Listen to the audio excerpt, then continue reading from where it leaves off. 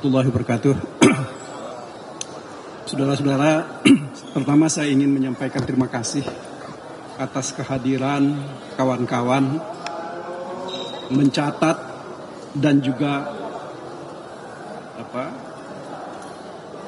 melakukan banyak kegiatan. Bahkan juga saya kira mengabadikan seluruh kegiatan kita di Mahkamah Konstitusi ini. Apa yang kita harapkan adalah bahwa seluruh kegiatan kita di Mahkamah Konstitusi ini nanti akan merupakan satu rangkaian dari sejarah dalam membangun peradaban hukum yang adil berdasarkan kebenaran. Itu pertama yang ingin saya sampaikan kepada saudara-saudara. Kemudian yang kedua, saya kira tugas kita sekarang adalah mencoba untuk melihat secara baik dan nantinya mendengar secara baik apa yang akan menjadi putusan dari Mahkamah Konstitusi. Ya, tentu kita berharap bahwa Mahkamah Konstitusi tidak akan terikat dengan kungkungan tradisi yang selama ini bisa merugikan banyak pihak. Kita berharap mereka melakukan kegiatan apa yang kita sebut dengan judicial activism. Dalam arti bahwa mereka harus melakukan pembaharuan hukum. Ya.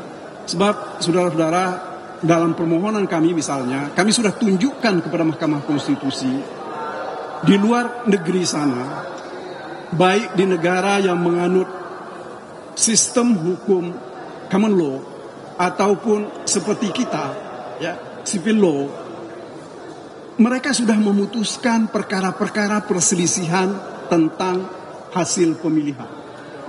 Salah satu argumen yang mereka sampaikan adalah kalau proses pemilihan itu dilakukan dengan cara yang tidak baik, dilakukan dengan cara yang curang, maka itu akan menjadi alasan untuk membatalkan pemilihan presiden itu.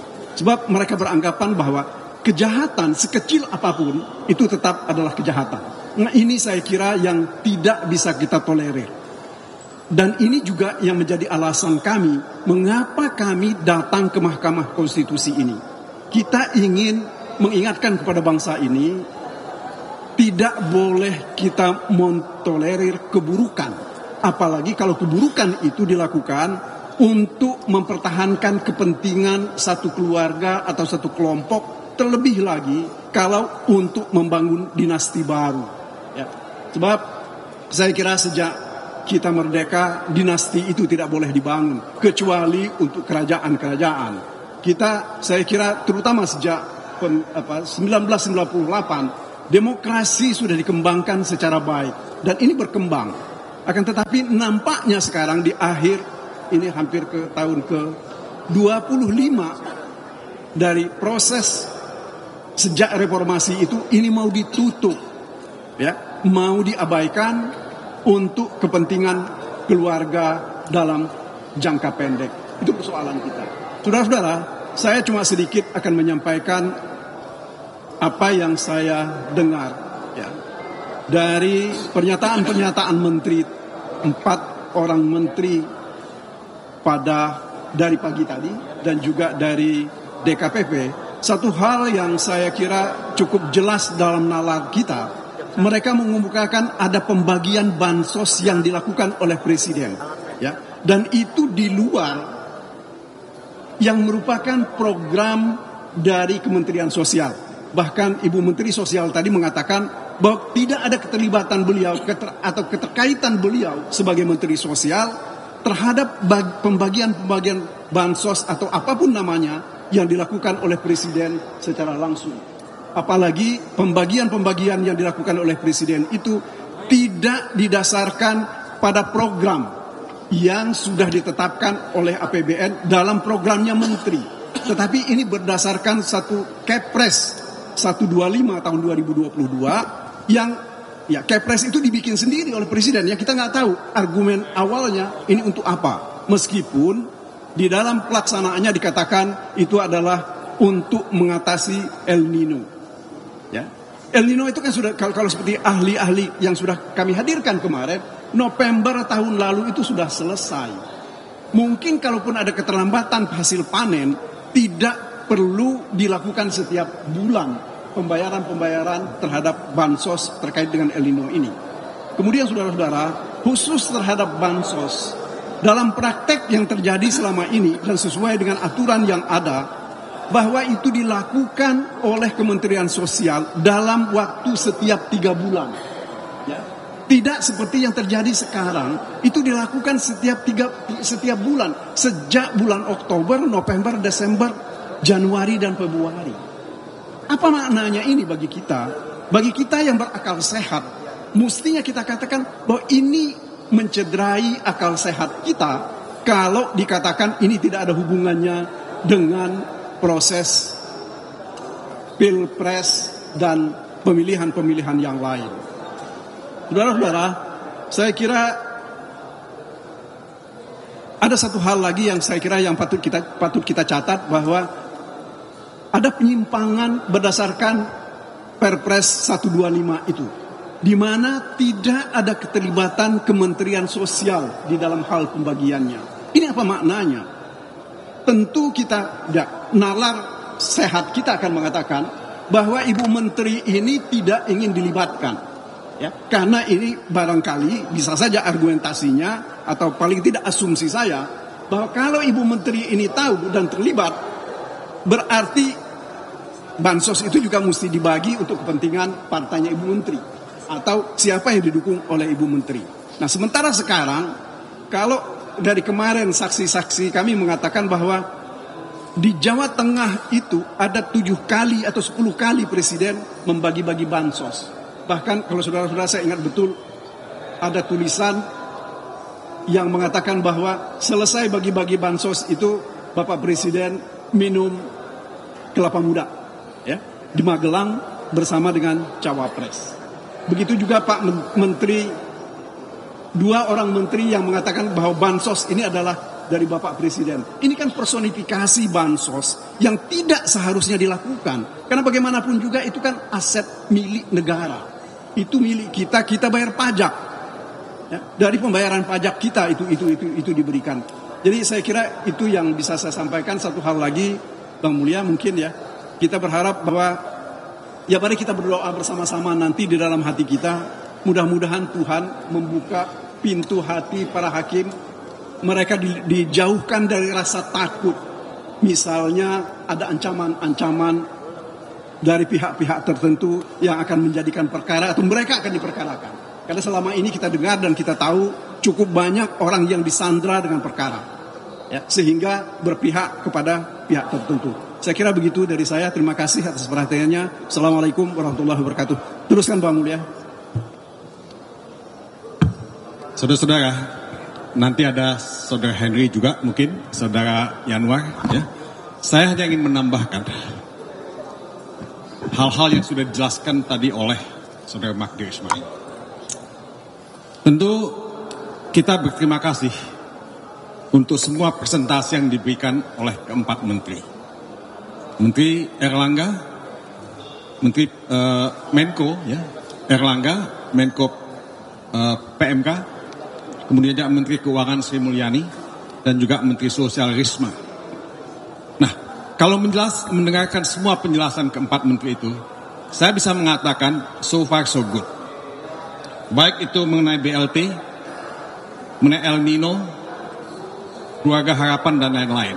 Tapi itu penjelasan yang official, yang resmi diberikan di depan menteri.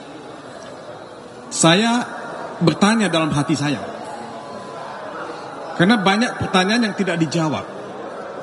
Tidak semua jawaban diberikan oleh keempat menteri. Jadi ini yang buat saya menjadi isu. Sebab saya ini dulu wartawan. Ketika saya datang ke Jakarta, saya diajari oleh almarhum Mokhtar Lubis yang mengatakan, jangan hanya membaca apa yang ditulis, bacalah apa yang tidak ditulis. Kalau dalam bahasa Inggrisnya dikatakan, don't read what is printed, read what is between the lines. Di antara yang ditulis itu yang kita mesti baca. Nah, itu yang kita tidak dapat pada hari ini. Apa di balik itu? Ya. Jadi saudara-saudara, tadi Kemenko PMK bicara mengenai negatif externality, ya, hal-hal yang negatif, ya, dari hal-hal eksternal yang negatif, ya. Nah, dia bilang tidak ada itu, baik itu yang disengaja maupun yang tidak bisa dihindarkan. Jadi semua program bansos itu semua jalan seperti yang direncanakan. Tapi kan kita tidak segampang itu untuk, ya, karena kita melihat kalau kita membaca dan mendengar video yang beredar, itu Menteri Menko Erlangga tadi mengatakan semuanya fine-fine aja, nggak ada masalah. Presiden dalam menjawab pertanyaan Hakim Mahkamah Konstitusi Arief Hidayat, apakah ada pesan-pesan atau ada hal-hal yang aneh? Dia bilang nggak ada sama sekali. Tapi kan dalam memori kolektif kita sebagai anak bangsa, memori kolektif kita itu tidak akan pernah hilang. Kita melihat Menko Erlangga membagi-bagikan bansos dan mengatribusikan bansos itu pada Jokowi. Dan oleh sebab itu mesti memilih anak Jokowi. Mendak Zulkifli Hasan melakukan hal yang sama, mengatakan bansos itu dari Jokowi, dan karena itu kita mesti berterima kasih kepada Gibran. Nah, itu memori kolektif kita tidak bisa dihilangkan. Itu rekam jejak digital yang Anda akan selalu simpan, baik di laptop, di handphone, maupun di back mind kita semua. Jadi saudara-saudara, ini nggak akan pernah selesai. Penjelasan ini tentu membantu, tapi juga tidak membantu, karena tetap menyisakan banyak pertanyaan di hati kita. Jadi saudara-saudara, saya hanya ingin menjelaskan itu, karena buat saya politisasi bansos itu tidak selesai. Itu tetap ada dan harus dijelaskan secara tuntas, dan kita mesti melakukan perbaikan-perbaikan supaya tahun-tahun yang akan datang politisasi bansos itu tidak terjadi lagi seperti sekarang ini. Jadi saudara-saudara, ya, tinggal sekarang kita menunggu putusan MK yang akan dibuat tanggal 22 April yang akan datang. Apakah putusan MK itu akan membuat demokrasi, konstitusi, dan supremasi hukum ditegakkan? Apakah kejujuran, keadilan, pemilihan umum yang langsung, umum, bebas, rahasia, jujur, dan adil itu akan dihormati? Apakah kedaulatan rakyat akan dihormati? Ini yang kita tunggu dari MK. Saya tahu bahwa MK pasti mendapat tekanan, langsung atau tidak langsung. MK tidak hidup dalam ruang isolasi, tapi saya ingin memelihara optimisme. Saya ingin kita percaya bahwa sikap negarawan, sikap bengawan hukum, ya, dari hakim-hakim MK itu akan tetap ada, dan mereka punya komitmen untuk bangsa ini, komitmen untuk kita semua. Ini bukan persoalan menang atau kalah, ini bukan persoalan Ganjar atau Mahfud, ini bukan persoalan Magdir Ismail, Henry, saya, atau Pak Yanwar. Ini persoalan demokrasi, ini persoalan hak yang paling hakiki yang kita miliki sebagai anak bangsa. Tidak ada satu kekuatan pun yang bisa mensubversi kedaulatan suara yang kita punya, kedaulatan suara anak-anak bangsa. Jadi saya hanya ingin, ya, memelihara optimisme itu. Semoga kawan-kawan juga memelihara optimisme itu. Kita menunggu tanggal 22, ya. Semoga Tuhan memberikan yang terbaik buat kita sebagai bangsa.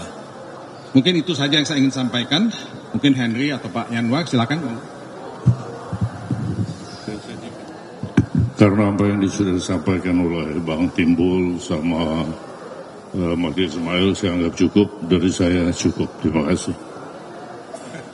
Ya, terima kasih Pak Magdir, Bang Mulya, teman-teman wartawan. Kita semua tadi sudah menyaksikan bagaimana dan mendengar bagaimana para menteri memberikan keterangan, tetapi itu terbatas pada regulasi. Kalau regulasi kita tidak bisa tutup mata, pasti dibuat sangat bagus, pasti dibuat sesuai dengan tahapan-tahapannya. Tetapi keterangan para menteri tadi tentu saja berbeda dengan keterangan para saksi yang pernah kami hadirkan, bagaimana di Sumatera Utara, di Medan, pembagian bansos begitu masif.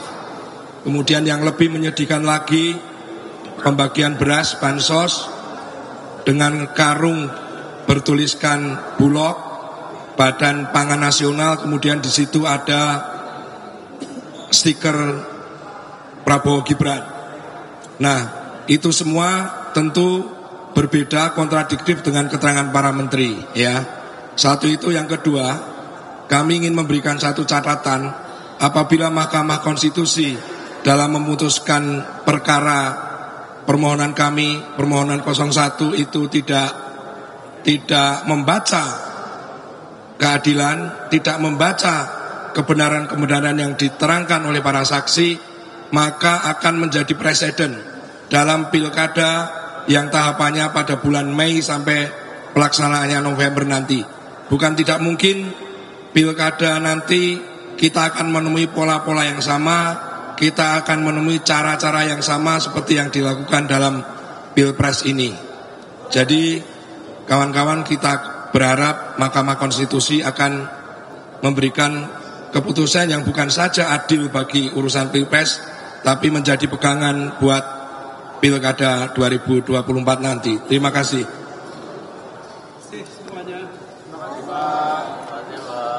Selamat Idul Fitri bagi saudara-saudara yang merayakannya. Taqabbalallahu minna wa minkum, taqabbal ya karim.